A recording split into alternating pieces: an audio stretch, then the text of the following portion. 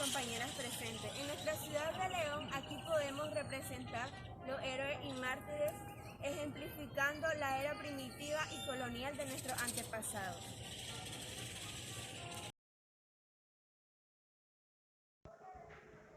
Esta ilustración es parte del periodo aborigen que simboliza la adoración a los dioses de nuestros antepasados, como el dios del agua, dios del sol, la diosa del maíz, etc., a los que pedían favores para la salud y una buena cosecha.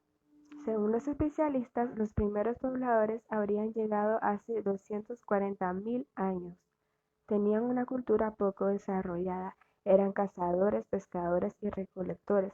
Se encontraban habitando por 4 pueblos, de origen, costumbres e idiomas diferentes, pero similares en el arte de la guerra, que para ellos era sagrada por causas religiosas y territoriales, como medio fundamental para obtener prisioneros que posteriormente eran ofrecidos en sacrificio a los dioses.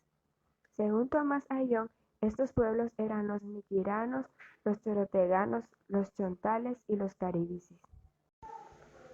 La armadura y el yelmo pertenece al periodo colonial y representa la llegada de los españoles a Nicaragua. Utilizaron armas ofensivas de hierro agudo, espada de doble filo, la ballesta y armas de fuego. Los indígenas, en cambio, utilizaban armas de piedra y madera, vestidos con ropas ligeras que no los protegían ante las armas enemigas.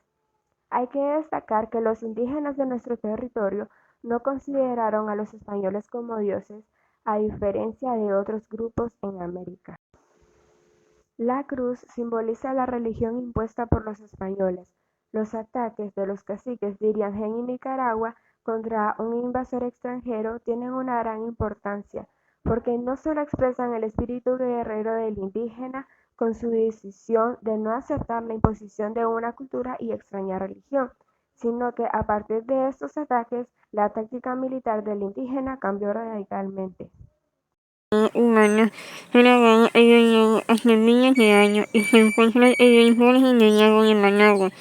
Estas huellas fueron dejadas por al menos 10 personas y son las pasajes de una época. Como podemos observar en esta imagen nos representa la revolución, la guerrilla o las barricadas. Esta película representa el finalizó la guerra de 1979. En la época primitiva se nos muestra esta época a estas personas que se alimentaban con lo que la naturaleza les brindaba. Sus principales actividades económicas eran la cacería, la recolección de alimentos, la pesca. Ellos eran nómadas, lo cual ellos seguían cauces, ríos, buscando climas favorables para su supervivencia. Su aprendizaje se daba por experiencia de los experimentados mayores a los más pequeños. Esa comunicación se daba por medio de gestos e imágenes y poco a poco se fue desarrollando el lenguaje, estando no establecidos las clases sociales en una división de jerarquía. En la época colonial, a finales del siglo XV, los españoles, liderados por el navegante Cristóbal Colón, navegaron por el Océano Atlántico llegando al continente americano. Luego de este hecho, grupos de españoles se fueron desplazando a la tierra americana. Con la conquista española, su cultura se fue mezclando con la de los indígenas, adoptando nuevas prácticas económicas y su religión cristiana de Europa. A partir del siglo XVI en Hispanoamérica se formaron nuevas sociedades del intercambio cultural entre españoles e indígenas y africanos. Su monarquía y su máxima autoridad política estuvo con el control del rey de España, siendo la autoridad de todos los territorios españoles en otros continentes. Su monarquía española creó numerosas instituciones políticas para poder ayudar su autoridad en el continente. La encomienda española desarrolló agricultura y extracción de minerales en este continente y crítica explotaciones. Las grandes plantaciones se representaban como un nuevo método de plantación, como la producción de azúcar, algodón, tabaco, siendo el trabajo de los esclavos africanos. Las sociedades coloniales fueron marcadas por mestizaje, la mezcla entre las poblaciones española, indígena, africana.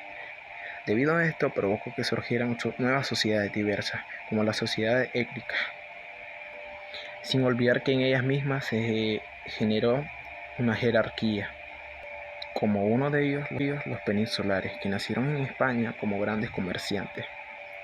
Los criollos, hijos de españoles nacidos en América, fueron encomendados, hacendados o terratenientes. Los mestizos, ellos trabajaban en el campo o como artesanos, carpinteros, albañiles. Los indígenas, en su mayoría, formaban parte de las encomiendas.